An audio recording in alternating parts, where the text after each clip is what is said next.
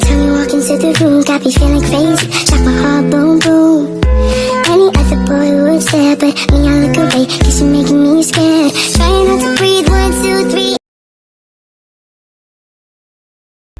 Assalamualaikum warahmatullahi wabarakatuh. Waalaikumsalam warahmatullahi wabarakatuh. Innal hamdalillah wa syukurillah wassalatu wassalamu ala Rasulillah amma ba'du. Alhamdulillah, segala puji bagi Allah Subhanahu wa taala yang telah memberikan kita kesempatan untuk menghadiri majelis ilmu yang penuh berkat ini. Salawat dan salam semoga senantiasa tercurah pada junjungan kita Muhammad sallallahu alaihi wasallam, serta keluarga, sahabat dan kita sebagai umatnya hingga akhir zaman.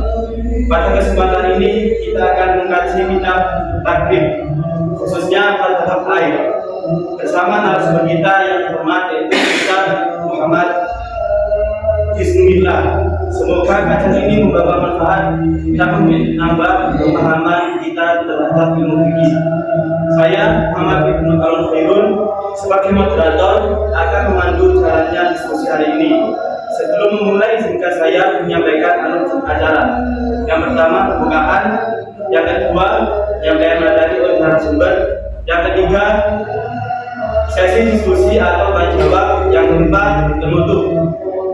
Sebelum narasumber memaparkan materi, izinkan saya membacakan kurikulum vitae-nya beliau terlebih dahulu agar kita mengenal beliau lebih dalam lagi.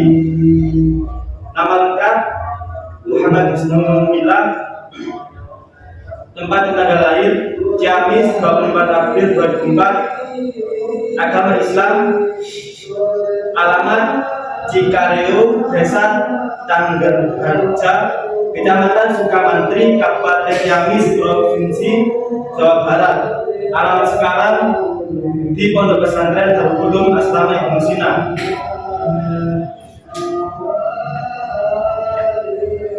Jenjang pendidikannya beliau SD Tanggerharja, Pondok Pesantren Khairul Hikmah Haur Kuning, dan MTS Khairul Hikmah, dan SMK Kiai Haji Saifuddin Zubri. Kursus bahasa Arab di Bali, masuk ke Darul Ulum. Pengalaman organisasi beliau, SD menjadi ketua kelas tanpa muka, SMA seksi kerohanian dan keteladanan siswa, di Pondok Pesantren Khairul Hikmah menjadi sekretaris. Sekarang kuliah 2000 masukkan MSBN. Untuk menghemat waktu, mari kita langsung simak penyampaian materi dari Ustaz Muhammad Bismillah. Kepada beliau waktu bertempat, kami persilahkan. Bismillahirrahmanirrahim. Sebelumnya kita baca Bismillah. Semuanya Bismillahirrahmanirrahim. Saya akan membahas kitab Mutahharah di dalam kitab Fathul Bari, mata takribnya membahas air yang bisa dipakai suci. Kitab Mutahharah, kitab yang membahas tohar yaitu suci. Al-miyahu allati yajuzu tathhirun, air yang bisa bersuci. Biha sab'umiyahin, dengan 7 air. Ada 7 bagian air yang suci. Yang pertama yaitu ma'us sama'ir, yaitu air langit, air hujan. Wa ma'ul bahri, air lautan. Wa ma'un nahri, air sungai. Wa ma'ul bahri, dan air sumur. Wa ma'ul aini, dan mata air. Wa ma'ul salji, dan air salju. Wa ma'ul ardi, dan air dingin. Sumbang miyahu selanjutnya air ala arba'atin, terbagi kepada 4 bagian. Ala arba'ati aqsamin, terbagi kepada 4 bagian. Yang pertama itu tahirun mutahhirun. Yang keduanya tahirun mutahhirun mahruun. Oke, maaf. Yang pertama tohirun mutahhirun ghairu makruhin. Yang kedua tohirun mutahhirun makruhun. Yang ketiga tohirun ghairu mutahhirin. Yang keempat yaitu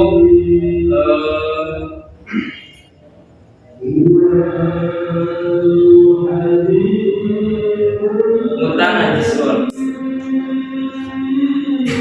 Lebih singkatnya, yang 7 itu terbagi kepada 4 bagian. Yang pertama yaitu tanqasimu ala arba'atin tahirun mutahhirun. Apa itu tahirun mutahhirun? Yaitu air suci, mensucikan, yaitu air yang belum istimal, belum digunakan sesuai wajib atau air murtad. Yang keduanya tahirun mutahhirun makruhun. Air suci mensucikan tapi makruh digunakan, tidak di badan, tidak dipakai, yaitu air yang dipanaskan menggunakan wadah yang tidak terbuat dari emas atau perak. Tapi apabila sudah dingin maka hilanglah sifat kemakruhannya. Menurut Imam Nawawi juga dimakruhkan menggunakan air yang sangat panas atau sangat dingin karena menjadikan tidak sempurnanya bersuci. Yang ketiga tohirun ghairu mutahhirun, yaitu air suci tapi tidak mensucikan, yaitu air mustamal, air yang sudah digunakan untuk menghilangkan najis untuk bersuci walaupun tidak berubah ukuran air tersebut, seperti air mawar yang berbau. Air yang berubah, maksudnya yang termasuk dalam bagian ketiga ini adalah air yang berubah salah satu sifat-sifatnya disebabkan oleh sesuatu, yaitu salah satu dari benda-benda suci yang bercampur dengan air dengan tahap perubahan yang dapat menghalangi sebutan nama air murni padanya. Maka air yang seperti ini hukumnya adalah suci dalam dirinya namun tidak mensucikan.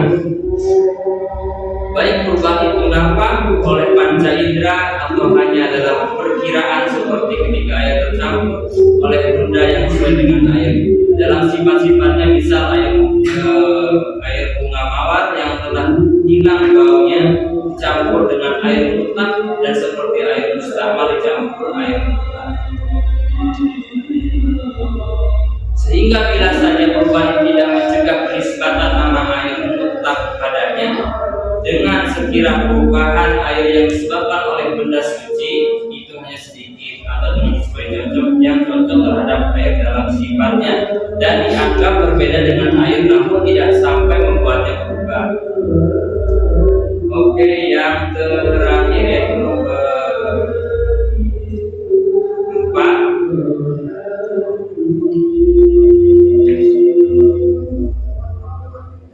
yaitu air yang najis, air yang sedikit airnya yang tidak mencakupi 2 bulan atau dalam volume musonif organisasi pada macam yang terbuat dari 4 ini dengan ungkapan atau airnya yang banyak berupa 2 bulan atau lebih, kemudian terjadi perubahan baik sedikit atau banyak.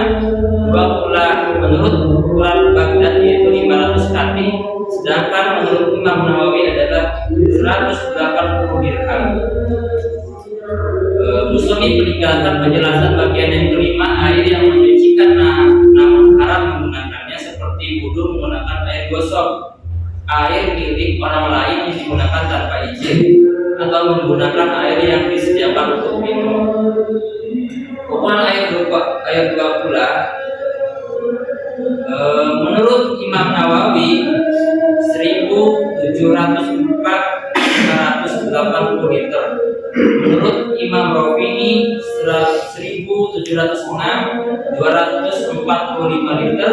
Menurut ulama Irak 255.323 liter. Mayoritas ulama 206.000 liter. Mungkin hanya itu yang bisa saya sampaikan. Mohon maaf bila ada kekurangannya. Mungkin ada yang bisa ditanyakan. Jazakumullah khairan kepada Ustaz Muhammad Bismillah atas penjelasan yang sangat jelas dan mendalam. Berikutnya kita masuk ke sesi tanya jawab.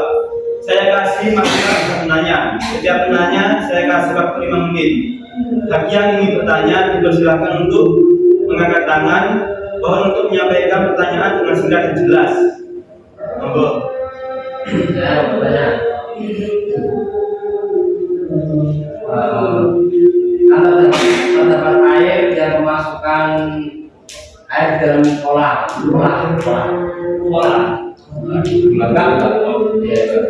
Di dalam pola memasukkan air kencing tapi warna dan baunya tidak berubah. Apakah itu bisa digunakan untuk bersuci? Ukuran 2 pola itu bisa bersuci. Yang penting menurut Imam Nawawi bahwasanya 2 pola itu 1754 liter, ukuran seperti ukuran kamar mandi di bawah itu mungkin itu lebih. Ketika air kencing sedikit masuk pada air lebih 2 pola, tapi rasa baunya, warnanya tidak berubah, maka itu bisa tohir, yaitu suci bersuci. Tapi ketika meskipun airnya 2 pola, ada sifat najis yang masuk, ketika airnya itu berubah, warnanya, baunya, maka dihukumi najis. Gitu. Selanjutnya gimana lagi? Saya ingin bertanya tentang air suci tidak mensucikan atau air najis. Di dalam Islam itu ada 3 golongan, 2 golongan binatang itu yang halal dimakan walaupun dan bangkai. Misalnya ada air di gelas yang kemasukan belalang, kan belalang itu hukumnya halal kan kalau menjadi bangkai dimakan. Nah, apabila terjebur ke dalam gelas, nah itu hukumnya air najis atau air suci tapi tidak mensucikan. Itu termasuk tohir karena ukuran belalang itu kan halal kan, Ya. belalang halal. Ketika dia hukumnya halal masuk kepada zat yang halal, itu air suci, air gelas itu sucikan, tapi sedikit volumenya itu segelas itu. Tapi ketika itu air segitu dikebakkan, bak mandi contohnya, banyak bisa dipakai suci. Tapi nggak mungkin belalangnya dimasukkan ke bak kan, nanti dibuang kan. Maka kalau hukumnya gimana, sifatnya di gelas itu suci, tapi tidak mensucikan karena kemasukan dan kemasukan zat seperti minuman. Minuman itu kan suci, bisa diminum kan, tapi tidak bisa mensucikan. Masa wudhu dengan air Coca-Cola, maka disebut ODGJ itu ya, bukan manusia itu. Itu tohir, gue tohir. Jazakumullah kepada para peserta atas pertanyaannya dan kepada Ustaz atas jawabannya yang mencerahkan. Sebelum memasuki sesi penutup, kesimpulan takror kitab takrib pada malam hari ini yaitu air terbagi menjadi 7. Yang pertama air langit, yang kedua air laut, yang ketiga air sungai, yang keempat air sumur, yang kelima air mata air, yang keenam air salju, yang ketujuh air dingin. Air langit itu air hujan. Dan ketujuh air tersebut dibagi menjadi 4. Yang pertama air suci mensucikan, yang kedua suci mensucikan tapi makruh, yang ketiga suci tapi tidak mensucikan atau air bersamaan, yang keempat air najis kurang dari 2 bola. Alhamdulillah kita telah menyelesaikan kajian kitab takrib pada bab air bersama Ustaz Muhammad Wisnu Billah. Semoga ilmu yang kita dapatkan hari ini membawa keberkahan dalam kehidupan kita. Saya selaku moderator mohon maaf atas segala kekurangan selama memandu acara ini. Terima kasih atas perhatiannya semua. Wassalamualaikum warahmatullahi wabarakatuh. Waalaikumsalam warahmatullahi wabarakatuh.